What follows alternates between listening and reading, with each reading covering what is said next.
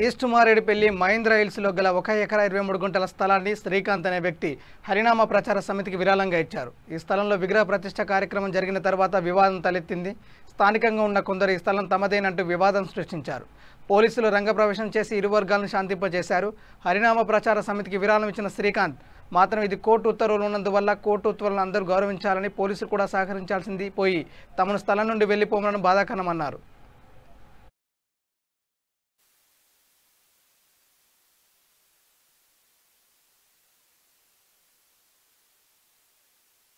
నేను హరినామ ప్రచార సమితిని 1993లో స్థాపించినాము. 1993 నుండి ప్రతి చోట భజన, హరినామ స్మరణను, హరినామ యొక్క ప్రచారాన్ని మేమందరం కొనసాగిస్తున్నాము. ఈ యొక్క ల్యాండ్ మా స్వార్జితము ల్యాండ్, మా తాతగారు కొన్న ల్యాండ్ని నేను ఇంత కమర్షియల్ కాస్ట్లీ ప్లేస్ ఉన్నా కూడా ఇక్కడ జగన్నాథ స్వామి మందిరము, గోశాల నిర్మాణం కోసము నేను ట్రస్ట్ హరినామ ప్రచార సమితి అనే ట్రస్ట్కు ఇచ్చి ఇక్కడ గోశాల నడుస్తుంది.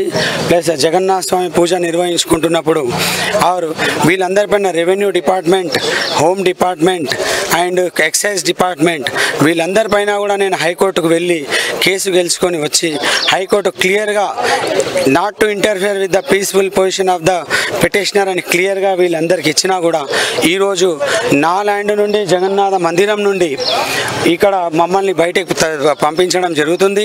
ప్రైవేట్ లిటిగెంట్స్ వచ్చినప్పుడు ప్రైవేట్ లిటిగెంట్స్కి సపోర్ట్ చేయడం జరుగుతుంది. ఇక్కడ నేను పోలీస్ వాళ్ళకు మనవి చేస్తున్న ఏంటంటే వాళ్ళకు అగెనెస్ట్గా ఆర్డర్ ఉన్నా కూడా వాళ్ళు వచ్చి మాకు సహకరించగలరని వాళ్ళకి విన్నవిస్తున్నాను. వారు గౌరవనీయులైన ముఖ్యమంత్రి గారికి కూడా, ఈ రాష్ట్ర ప్రభుత్వానికి కూడా అసలు ఈ రెవెన్యూ వ్యవస్థ ఈ విధంగా ఒక లా అండ్ ఆర్డర్ వ్యవస్థ ఈ విధంగా తయారైందా, ఎవరి ల్యాండ్ పైన కూడా ఈ రకంగా అక్రమంగా దౌర్జన్యం చేయవచ్చా అనే విషయానికి ప్రశ్నలు వస్తున్నాయి. ప్లస్ ఇంకోటి ఏంటంటే ఇక్కడ మహేంద్ర హిల్స్లో ఉన్న ఎన్ని టెంపుల్స్ చాలా మటుకు గవర్నమెంట్ నుండి అలాట్మెంట్ అయిన ల్యాండ్స్, నాది కోట్ల రూపాయల విలువైన ల్యాండ్ను నేను ఫ్రీగా సమాజ సేవ కోసం సమాజానికి ఉపయోగపడే విధంగా నేను రాధాకృష్ణ మందిరాన్ని, జగన్నాథ నరసింహస్వామి మందిరాన్ని, చైతన్య మహాప్రభు మందిరాన్ని, గోశాలను నిర్మించడానికి సంకల్పం పూనుకుంటే హైకోర్టు ఉత్తర్వులు ఆర్డర్లు ఉన్నా కూడా వాటిని బేఖాతరు చేస్తూ మమ్మల్ని అందరూ డిస్టర్బ్ చేస్తున్నారు.